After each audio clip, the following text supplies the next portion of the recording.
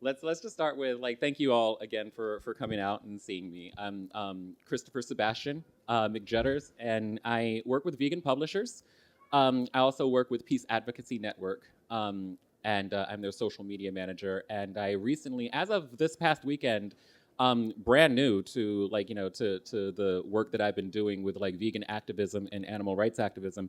I started working with Vine Sanctuary in Vermont, and I'm super proud about that. And I'm especially worried about messing up because I really want to represent the animals that are rescued there and the people who work there in the best light possible. So and I'm really proud that they asked me to work with them. So yeah, I've been vegan for about 12 years now, and I have been doing vegan activism for roughly 4 years, and I've got a couple of my friends in the front row to give me moral support because I'm always nervous when I speak. So this is Fiona right here on the end, wave, and this is Danielle. They have food, which I will also be having after I speak because I won't be as nervous anymore. But yeah, so just to jump right in, find a seat. Look, sit up front. It's one of my Facebook friends. How many of you actually know me from Facebook, by the way? Okay, I see a few hands go up. It's really great to see people from social media. So, all right, we're just going to jump right in here with the first slide. And it's a little bit of a glare, so I got to move up myself. This is from Veg News. It says ethical veganism now legally recognized in Ontario, Canada. The Human Rights Commission of Ontario deems veganism an ideology with similar discrimination protection rights as other belief systems. And when I saw that headline a few months ago, I was super excited, and I know that everyone else was too. This is what it kind of looked like, in my neck of the woods. It was a big old party because all the vegans were like, this is super awesome. But then after all of the fanfare and excitement wore down, then I started saying, wait a minute. There's a catch to this. And then cynical Sebastian kicks in, and this is what I started thinking. Because what happens is when we have headlines like this, when we have stories like this, it's really great because I'm excited that that vegans are in some ways considered a protected class. Oh, you all can come on in. No? Yeah, don't be scared. The more the merrier. We're only just getting started, so it's okay. The idea of vegans being a protected class is that's really super awesome because it means that people are taking us seriously. But the other side of that is that we're not the protected class that we should be worried about. In the back of my mind, I couldn't shake the feeling that when people are considering our belief system to be something of value, what they're awesome cheering going on out there. What they're not taking into consideration is that we're not the center of this. It's the animals that we actually care about that should be centered. And when we have laws that are passed like this, it kind of takes the focus off of the actual victims of oppression. I would liken it to saying that all right, people who are anti-racist or who do anti-racist work, they are now a protected class. They're important people. We should respect their beliefs. But what about the actual victims of racism? That makes absolutely no sense. And I got super, I got super concerned about that, and I got really deep in my feelings. But, that's actually what had started me down wanting to do this particular lecture, and it's called Allies in Arms, the Danger of Wearing Veganism as an Identity. And, and that's a really important thing that I think a lot of us already overlook because the thing is, a lot of times when I do lectures, it's around the importance of why people should go vegan, and I'm talking to a primarily non-vegan, a very speciesist audience, and I'm trying to convince them why animal rights is important. I'm just going to make a blanket assumption that all the people in this room are already vegan or well on their way. So we don't have to have that conversation. This conversation is more about improving our activism and understanding animal rights as on a deeper level than just everybody should be vegan, which they should. So the first thing that we're going to address is what we call white savior complex. And I'm talking to a room of mostly white people, so it's enormously uncomfortable to throw out a phrase like white savior complex sometimes because it puts people on edge and it makes them very defensive. But I don't want you to be nervous about the fact that we're using phrases like white savior complex. It's an important thing to recognize, and it's an important thing that we need to avoid replicating in our activism for animals. The white savior complex is not about justice. It's about having a big emotional experience that validates privilege, and that comes from Tehu Cole in The Atlantic. That's just giving us like a baseline understanding of what white savior complex is and how it manifests itself in human rights activism. And now we have an image of what it looks like in action. How many people have seen images like these floating around social media, of like a white person around like a bunch of people from marginalized communities, often Africans, and they're taking selfies, and it's like it's become so common and so so mainstream that we have come up with parodies of it now, where Reductress has this headline: "The 4 cutest ways to photograph yourself hugging third world children." And so this is a relatively common theme that we see going on. And then you're going to ask yourself, well, Sebastian, what does this have to do with animal rights activism? Well, how many times do we see ourselves photographed on social media with images of of animals on farm sanctuaries? And how often do we unintentionally center ourselves in our activism rather than keeping the focus on the animals? And I'm guilty of it too. I think that all of us at some point have done it in some way or another. But why is it important? This particular headline, this particular story is an example of how it manifests itself in animal rights activism. And for those in the back who can't actually read this, I'm just going to read it for you. It says, Humane Society International added a new video. The last dog has been removed and the cages are all empty. No dogs will ever suffer on this farm again.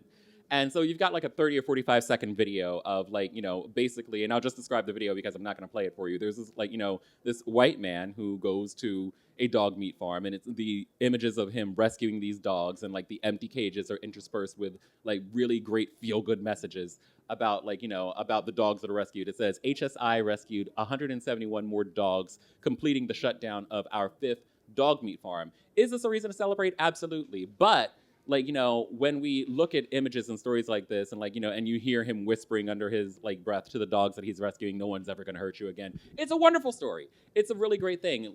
But here's what I posted when I shared this. I'm 100% down with any efforts to remove individual animals from direct harm's way, but when you get past the feel-good aspect of seeing these dogs liberated from objectification, what you're left looking at is Western people going into non-Western countries to present as heroes. We're not taught to interrogate the underlying messages of imperialist, white supremacist, capitalist heteropatriarchy in the content that we share. And that's a really huge mouthful of a phrase to say. That comes from bell hooks. I take no credit for it, but it's important to name this system and name what it is that we're actually looking at when we look at these images. Of course, yeah, it's totally important that we save these animals, but it's also important that we hold ourselves accountable for the type of media that we're sharing. Yes. Oh yeah, you totally can. Thank you. That would have been really important. We've ruined the first 10 minutes of this presentation, Sebastian. Way to go. But yeah, so I asked us online in my online circles to ask the following questions. Number one, why are we looking at images of white people rescuing dogs from Korean dog meat farms? And why are representations of Korean animal rights advocates rarely made mainstream in the same way? Number two, do we as activists have a responsibility to encourage mainstream organizations to spend more time and energy empowering people from different cultures to work within their own communities to undo animal oppression? And number three, does media like this not unconsciously normalize Western animal oppression, i.e., why is the Humane Society International rescuing animals who are already viewed as emotionally valuable by Western standards, and why are they not shutting down pig and chicken farms in Western countries instead?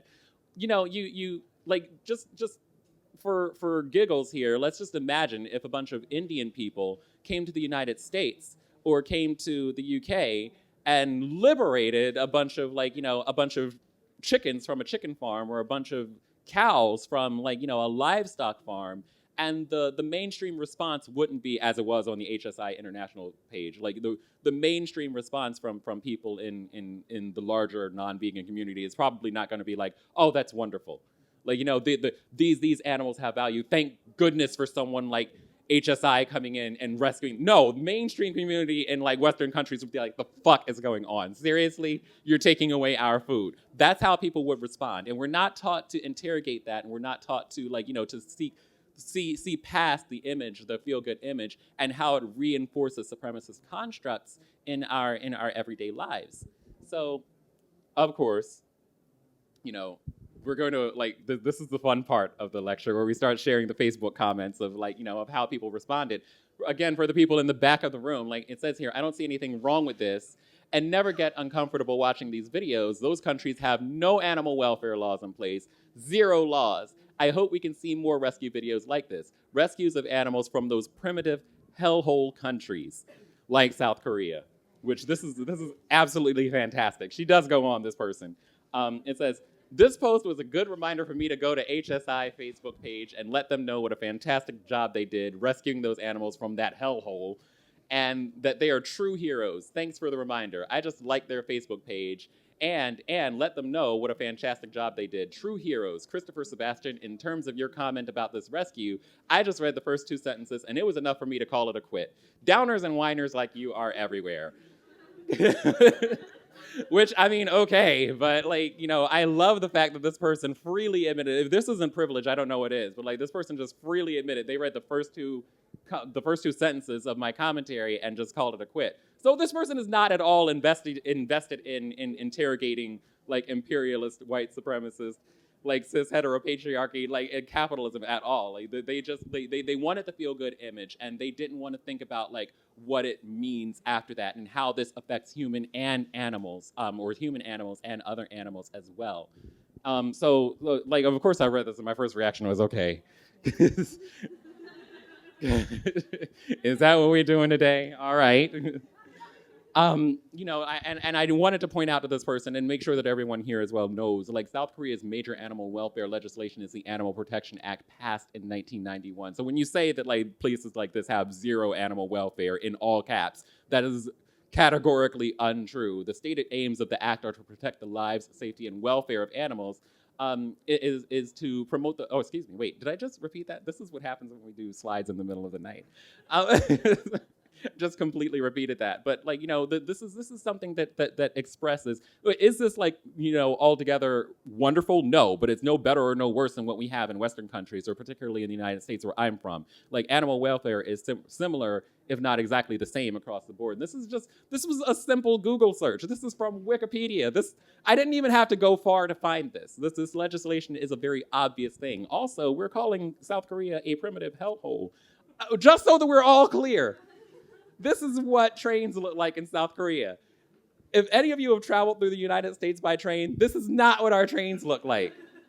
And I hope that you're not making comments like this while using a Samsung phone, because seriously, technology in South Korea is anything but primitive. And to call it a hellhole means that you don't have any cultural understanding of what other countries are like outside of Western countries. And your entire lens through which you view animal liberation, and indeed human liberation and human rights, is through a strictly Western lens that has been spoon-fed to you by mainstream media, and you've never been taught to interrogate any further than that.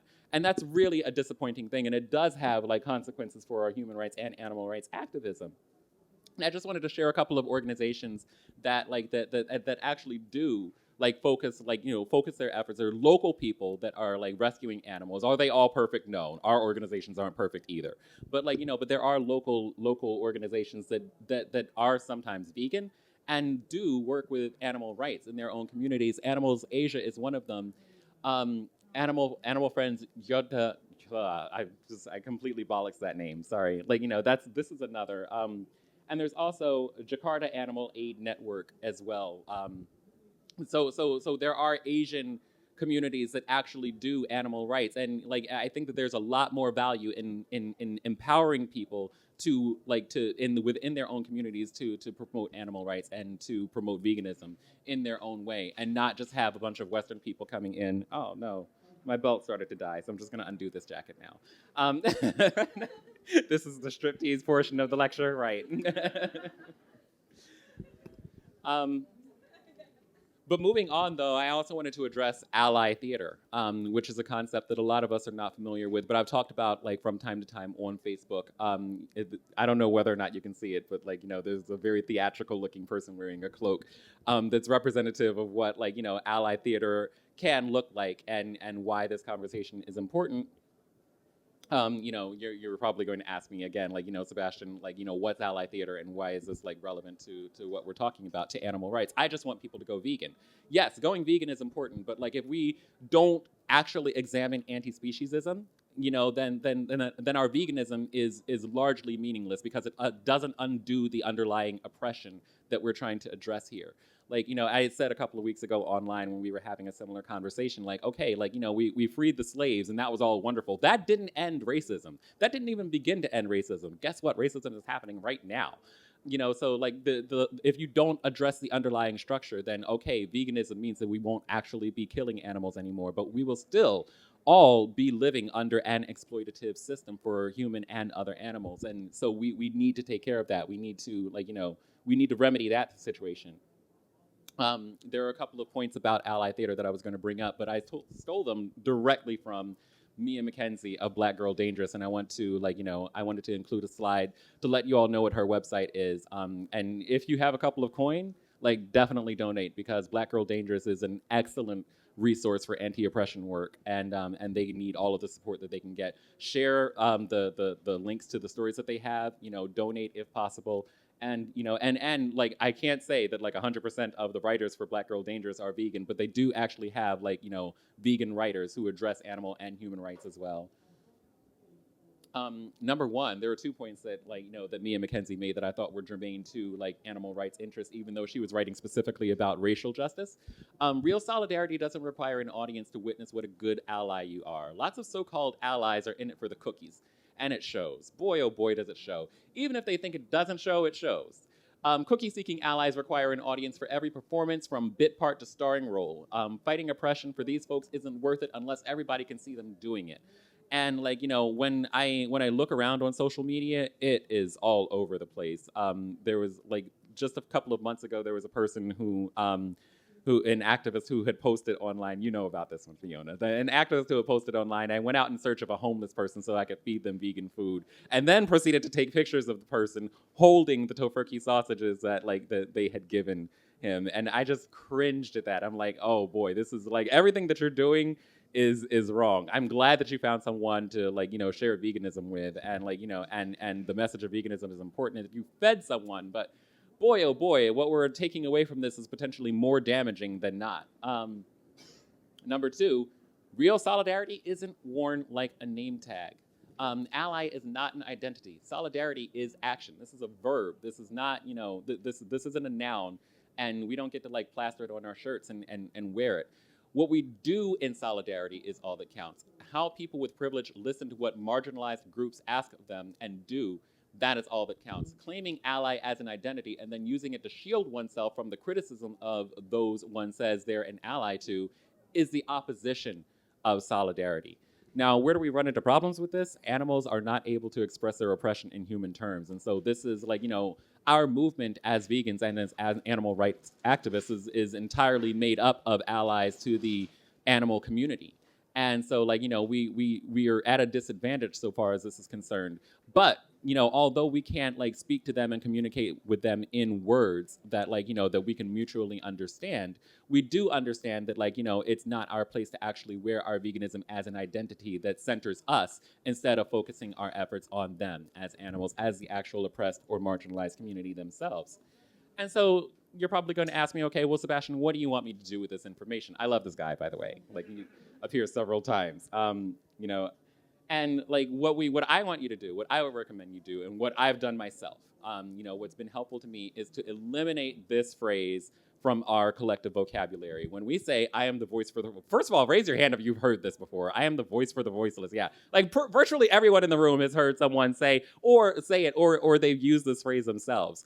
We're not the voice for the voiceless. Guess what? Animals have voices. They can speak. And these are my takeaways here. Animals can speak. Implying that other animals don't have voices is a speciesist and subtly ableist aggression, and it erases their identities. When we say animals can't speak, or we say that they're voiceless, I get the meaning behind that, but we really have to be careful about the language that we use, because we're implying that animals don't have some form of autonomy. They can speak. They just don't speak our language. We would never endeavor to say that Ethiopian people can't speak, they're voiceless, because we don't understand their words. Of course they speak, but we don't understand what they're saying if we don't speak their language. And so therefore, that's an important distinction to make. It's also presumptuous. Animals wouldn't necessarily agree with you or me. The only thing that we can truly guess about other animals is that there would likely be as much diversity of opinion as with any other social justice movement. Like, we can't, like, when we say, like, I'm the voice for the voiceless, we're assuming a position of, like, authority, of knowing what someone else wants. No, like, we can largely guess that they don't want to be eaten or worn, like, or experimented on, or, like, otherwise enslaved and tortured. Yeah, we know that for certain, but, like, outside of that, like, their interests are their own, and we do, like, invisibilize their identities when we presume to know what they want, when we say that, like, we're speaking for someone. We don't have to do that. Oh yeah, this was this was a quote. I don't even know if Susan B. Anthony actually said this, but the internet says that Susan B. Anthony said it, so I go with it. And I liken this quote to what we say. I just trust those people who know so well what God wants them to do, because I notice it always coincides with their own desires. That's and we can always guess if this is true. When whenever I raise important points about animal and human justice online, there's this myriad of people who come out of the woodwork and they say they poo-poo it because they feel like they already know what animals want. Well, we don't. We can't make any assumptions about what someone else wants, especially when we don't speak their language. So like I said, we're at a disadvantage, but we shouldn't use that to platform ourselves and what we imagine their desires would be. And this was the last one. It's highly unlikely, and this is probably the most important, it's highly unlikely most of us would listen to animals anyway, given our experience of how women, queer persons, and people of color are continually silenced, disenfranchised, and literally murdered. There's no reason why we should expect that the voices of other animals would be treated any differently. All the evidence suggests that if animals similarly demanded space and dictated the terms of their liberation, they would be met with all the same outrage that their human counterparts experience. When I talk about racial injustice, oh boy, let me tell you how many times people want me to shut up and tell me that no, this isn't I'm doing it wrong, and they don't like what I have to say. When I hear women talking about the reality of of rape culture, the pay gap, reproductive autonomy, and how all of these things affect them, there are so many men's rights activists that come out of the woodwork, and they and they draw their water from the well, actually, and it's and they're just they're sidelined, they're silenced, and what evidence do we have that would suggest that we would treat other animals any differently? If they spoke to us and used human language to describe their oppression and tell us how they wanted space and how they want it to be liberated, we would largely be met with the same thing. There's no evidence that says that we would listen to them, even though we think that we would. We probably wouldn't. All of these other marginalized communities have had it the same way for centuries. So yeah, we need to bear this in mind. Oh, I'm sorry, this is the last slide. That was, I always put a cute picture of a fuzzy animal at the end of all of my presentations so that I know, when I've come to the end and I don't have to talk anymore. But if you guys have questions about this, I'm definitely here to listen. So anyone at all. There's a really huge room and I'm extremely intimidated by all of the folks here. And I've said a lot of stuff and I've thrown a lot of things at you. And if you want to challenge any of it or ask questions about anything that I just talked about, I'm open to hearing it. Nobody will wrap this up early. Oh, okay, wait. Thanks so much for what you're saying. Yeah. Can I make just 2 small points? Yes, please. Well, as your issues, there's an example of your issues as compares to people with disabilities in this country. Yes. So there was an activist, I can't remember her name, she was actually a TV programme sponsor. Yeah. And so she went to Ukraine, some Eastern European country. She went into the hospitals where people with learning difficulties were treated appallingly, hardly had clothes on. 1 second, can everyone hear her? No. Do you want to come up? Because what you're saying is important, so I want to make sure that everyone can hear you. And the microphone won't reach, I'm sorry. So, first, what's your name? Zenith. Hi, I'm Zenith, or Zenith in American.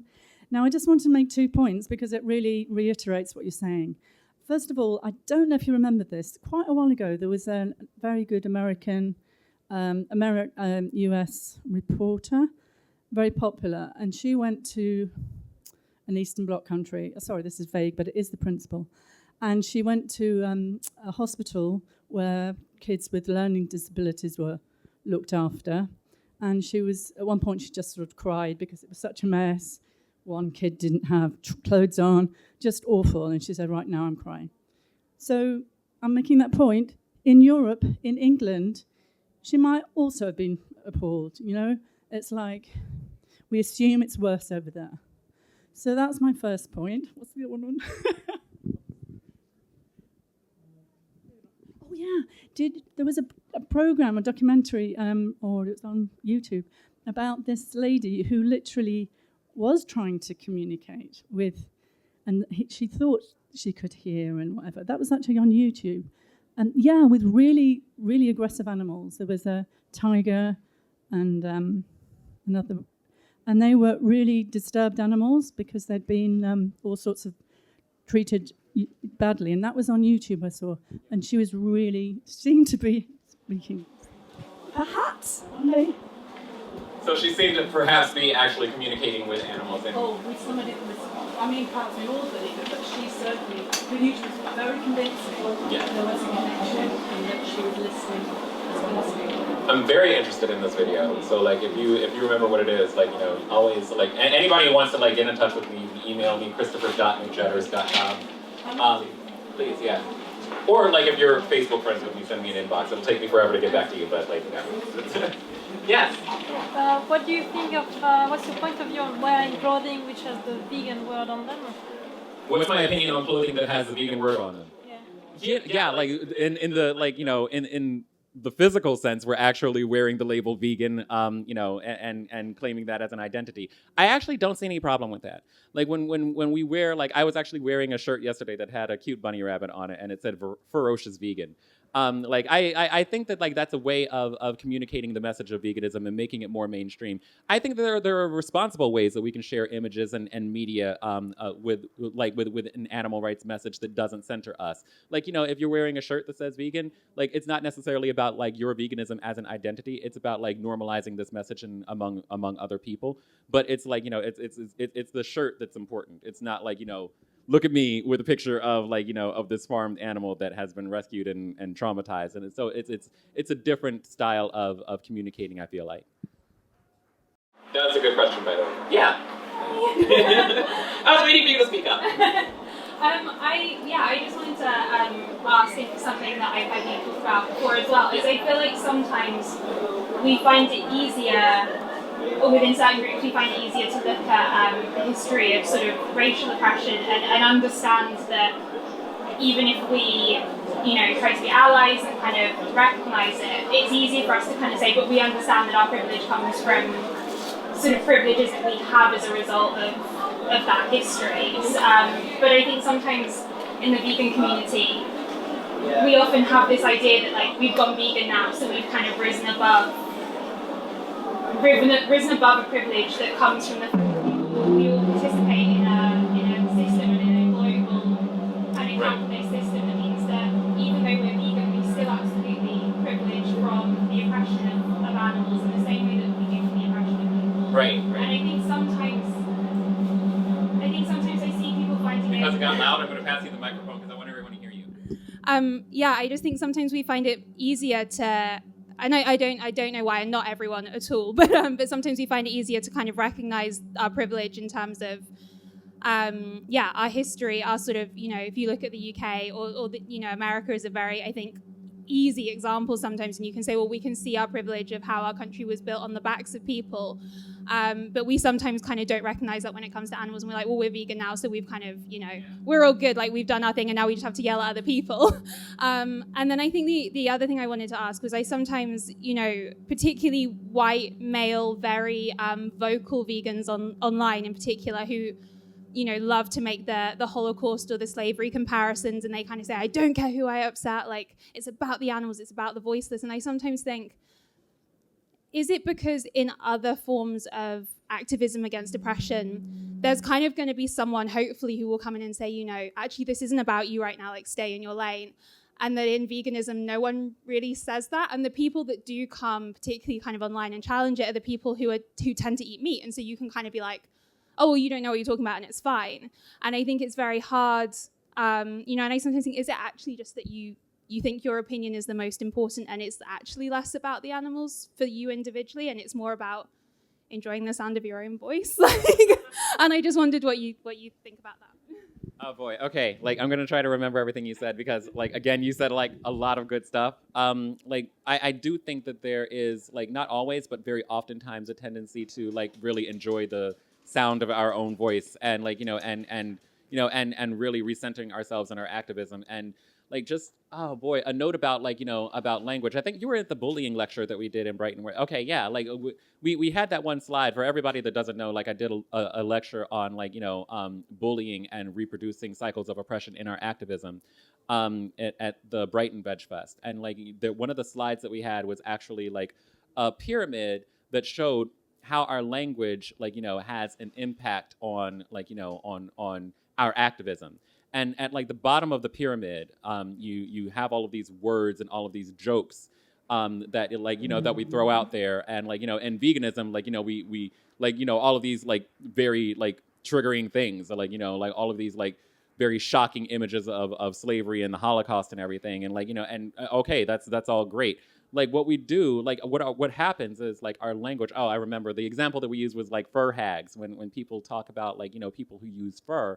Or wear fur, and like, you know, and we dismiss criticisms of like, you know, of how damaging that language is, because it's like, well, what's more important? Like, you know, the animals come first, like, you know, someone being skinned alive, or me using specific language. And what we're overlooking in that is that like when we normalize this language, we're normalizing this structural violence. And like all of that, like, you know, all of the words that we use is at the bottom of the pyramid, and in the middle of the pyramid, that's where this space is occupied by like normalizing the words and normalizing this in our language. And at the top, it ends up being a murder. So our language has a direct impact on like, you know, on our activism and like, you know, and how our society operates. Sure, at the bottom of the pyramid, like someone is making a joke about queers or fags or whatever have you, and like, you know, oh, and it's just funny, it's just a joke, I don't mean it. But like, you know, as you move up the pyramid, we're slowly normalizing that language and these attitudes within our society. And at the top, we have like this sort of queer antagonism or trans antagonism that ends up with dead bodies.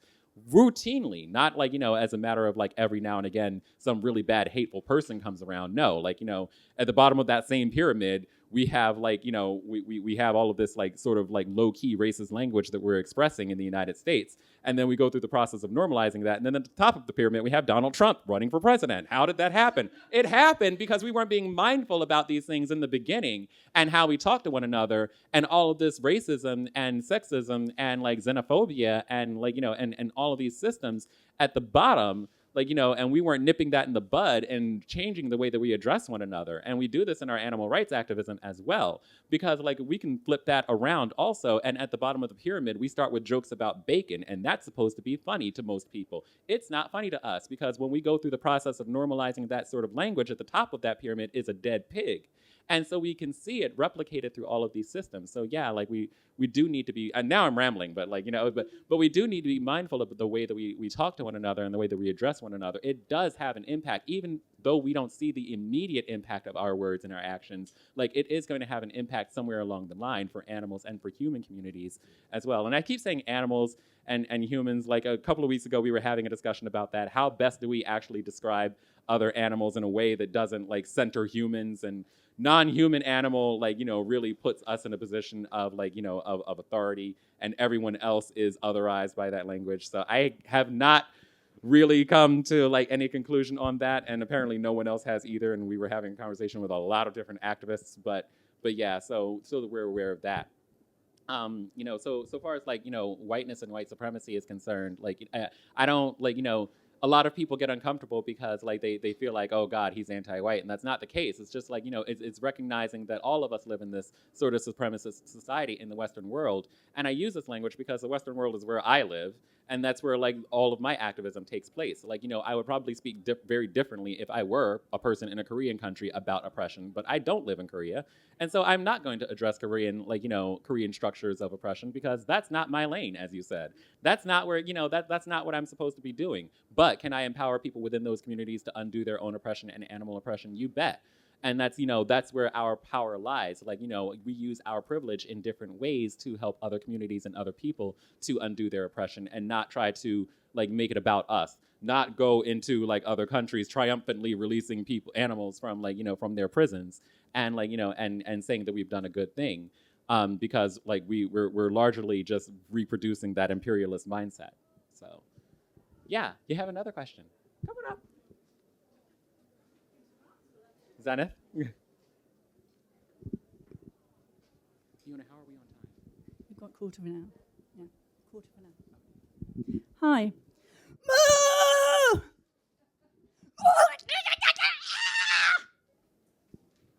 Isn't that some sort of explanation? Do we really say that we're the pig, the animal is voiceless, or are we just shutting out and not listening? I don't consider that not to be a voice. That is a voice. Yeah, I think it probably is voice, and it also is a lot of non-verbal communication. Very much so.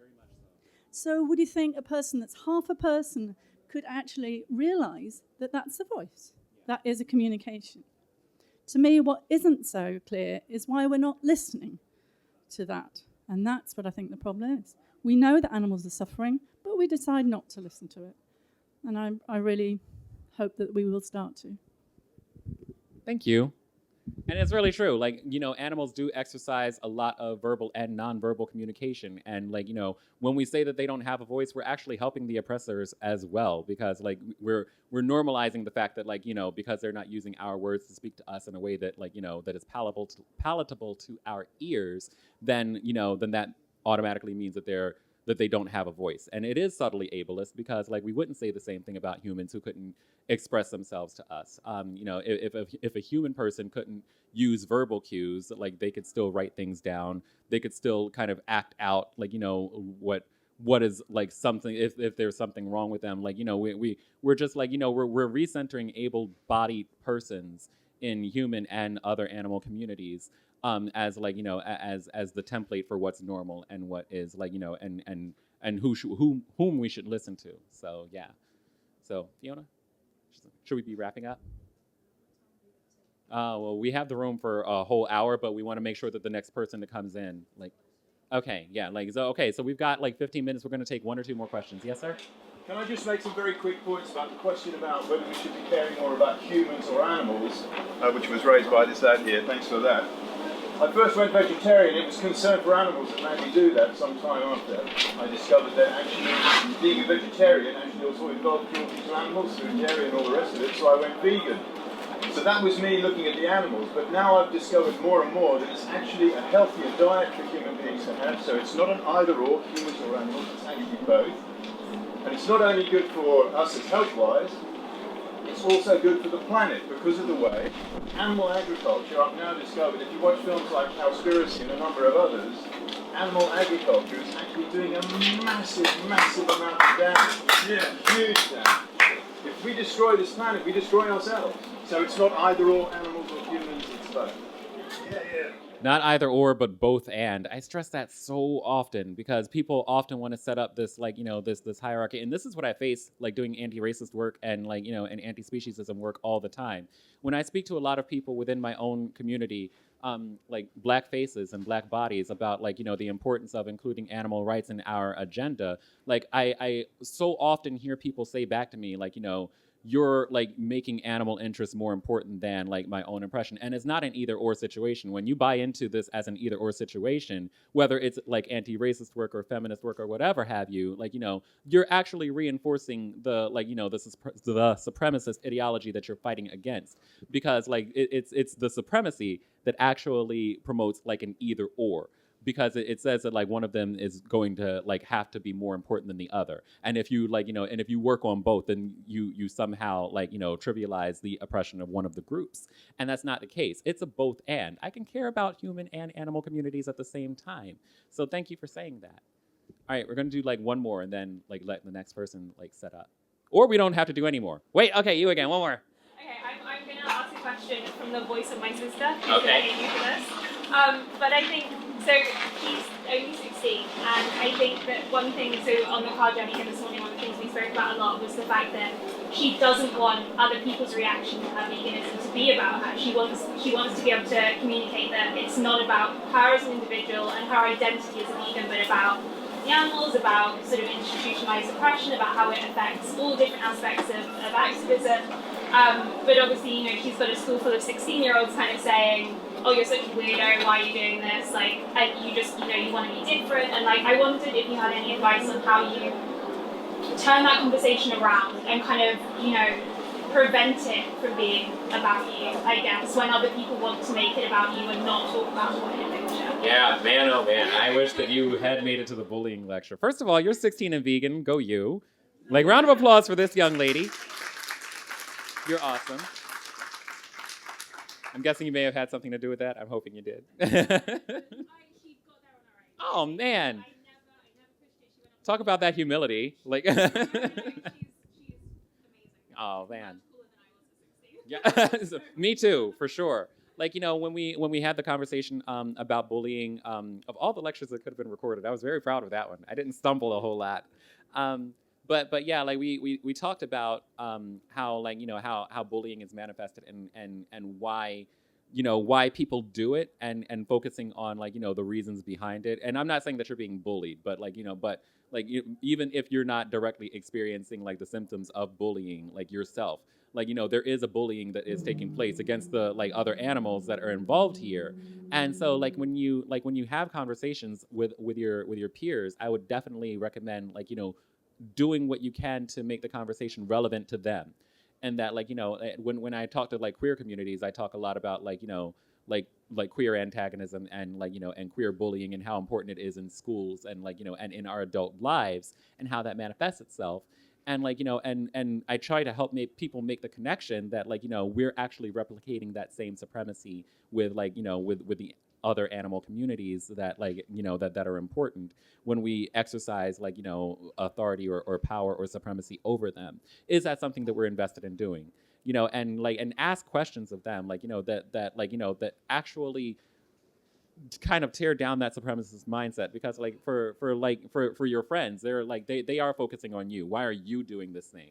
And making you weird. And 16-year-olds, oh my God, I remember high school. It was a terrible time for me. We're horrible about about choosing social groups and and making things and finding ways that we're different so that we can pick on each other in various ways. Ask the questions of them that that puts the burden of responsibility on them. You're not a weird person for being vegan. There's nothing weird about actually caring about other oppressed communities.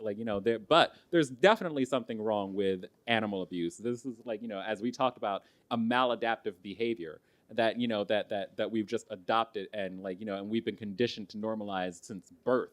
And this is something that you're interested in unpacking and undoing. Why are they not? Why is this okay for them? And and really challenge them on everything, because seriously, our education system is so geared toward replicating oppression that it's not even funny. But from our history books to the way that we teach in the classrooms and the things that we're taught to remember, it's all it's all built on this one template for for what is right and basically who's been winning in all of the social situations throughout history. So yeah, I don't know if that helps, but but take the focus off of you and and throw the cast the net back at them. No, there's nothing wrong with me. Why are you doing this? The onus is not for me to explain myself why I am not hurting animals. What's your problem? Why are you doing it, and why are you invested in thinking that it's okay? Because you can see me standing here not being dead. And and being perfectly healthy, and my hair hasn't fallen out, and you're very lovely. So I'm guessing that you're not just falling apart, but yeah have that conversation with people. Helpful. Oh well, thank you. The last part redacted. See, this is why I didn't want to be on camera. Now I've misspoke. So thank you all for coming out. I really appreciate the turnout here. So thanks again.